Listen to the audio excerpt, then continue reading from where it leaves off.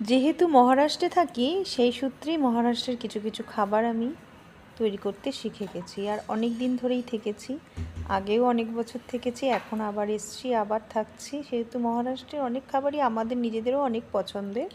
তাই আজকে মহারাষ্ট্রের একটা খাবার আমি বানিয়ে দেখাচ্ছি, মিসেল পাও।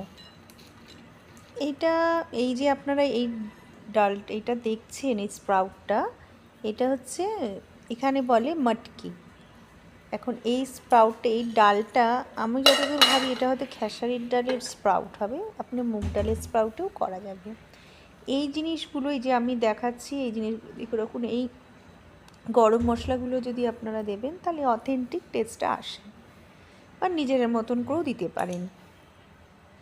এই যে একটা আমি ফুল একটা দেখুন, এই একদম কর্নারে যেটা আছে, এটা একটা হচ্ছে, এটা স্টোন ফ্লাওয়ার বলে। এটা এখানের গরম মশলাতে এই জিনিসটাতে আসে, এখানে গরম মশলা একটা অন্যরকম গন্ধ আসে। আর এই জিনিসগুলো লাগবে আমার দেওয়ার জন্য। এছাড়া লাগবে পেঁয়াজ, আদা, রসুন, যেগুলো দরকার ওইগুলো লাগবে। আমি এবার এই পেঁয়াজগুলোকে, আদাটাকে, রসুনটাকে, আর বেশ কিছুটা পরিমাণ মানে ধনে পাতা নেব। ধনে পাতাটা এগুলো কি করব, আমি একটু প্রথমে কড়াইতে এগুলো সব ভেজে নেব, বেশ একটু লাল লাল লাল লাল করে ভেজে নেব। আর একটা জিনিস আপনারা হয়তো খেয়াল করেছেন কি না আগে, প্লিজ আপনারা যদি ঠিক করে খেয়াল না করেন আবার রিমাইন্ড করে একটু পেছনে গিয়ে আবার দেখে নেবেন। আমি শুকনো নারকেলের একটা নারকেল দিয়েছিলাম ওই গরম মশলার মধ্যে। এগুলো সব আমি কি করব, একটা কড়াইয়ের মধ্যে ভাজবো, একটু বেশ কালো কালো করে ভেজে নেব, অনেক পুড়িয়ে দেবো না, তা বলে একটু ভালো করে ভেজে নেব। এর ভেতরে কড়াইতে আমি কিছুটা এখন তেল দিয়ে, অল্প তেল দেবেন, দিয়ে ভালো করে ভেজে নেব। ভালো করে ভেজে নেওয়ার পর আমি এটাকে সব কটা মশলাকে ভালো করে পেস্ট করে নেব। এখানে আমি মশলাগুলোই ভাজতে থাকতে থাকতে আপনাদের বলে রাখি, আপনারা যদি ইউটিউব চ্যানেল থেকে দেখে রাখেন প্লিজ আমার চ্যানেলটাকে সাবস্ক্রাইব করে দেবেন, আর একটা করে লাইক করে দেবেন যদি ভালো লেগে থাকে। আর যদি ফেসবুক পেজ থেকে আপনারা দেখে থাকেন তাহলে অবশ্যই করেই ফলো করে দেবেন। আমার চ্যানেল যদি আপনারা দেখে থাকেন, এর ভেতরে আমি অনেক রকমের নতুন পুরনো দেশের থেকে অন্য দেশের খাবার অনেক কিছুই আমি দেখিয়ে থাকি, আর আশা করি দেখাবো।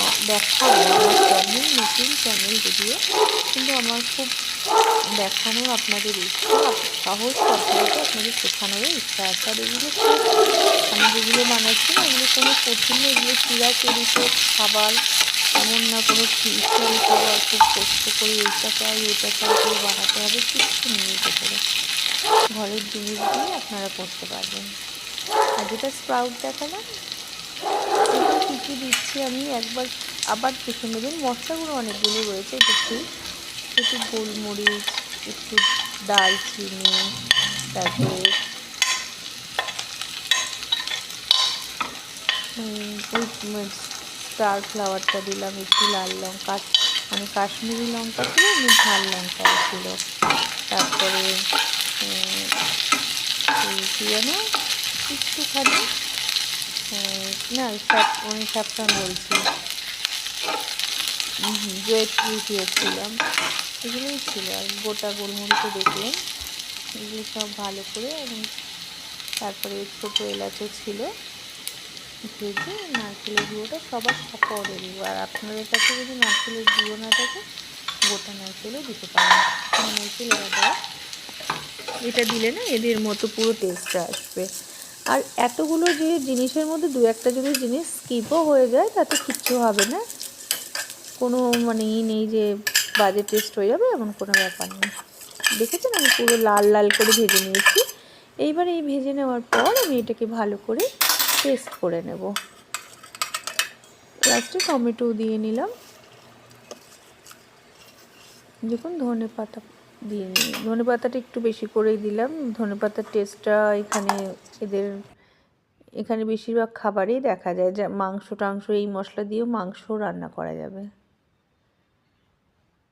চিকেন।